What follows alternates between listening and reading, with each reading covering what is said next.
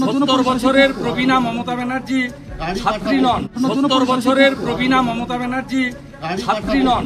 আজকে কেন তিনি ওখানে এপাং জপাং করতে গেছেন? ভুয়া ডক্টরেট জর্জিয়া ইউনিভার্সিটি।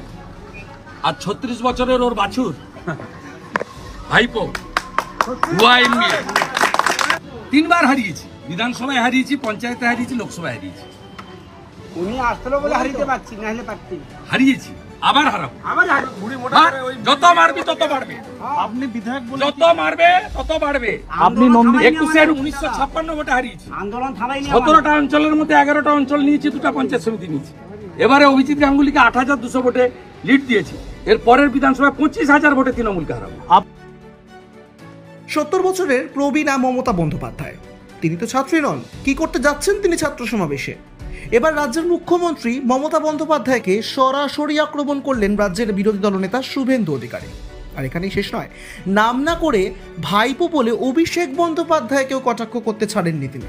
তিনি বলেছেন মমতা বন্দ্যোপাধ্যায়ের সঙ্গে 36 বছরের বাছুর রয়েছে।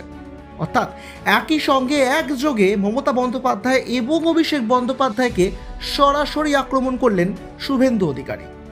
আর এরপরই প্রসঙ্গ টানলেন চ্যালেঞ্জের। প্রশ্ন উঠছে, আগামী 26-এর বিধানসভা নির্বাচনকে সামনে রেখেই কি চ্যালেঞ্জ ছুড়ে দিলেন শুভেন্দু? তিনি বলেছেন এদিন সাংবাদিকদের মুখোমুখি হয়ে যে আগেও হারিয়েছেন, আগামী দিনেও হারাবেন।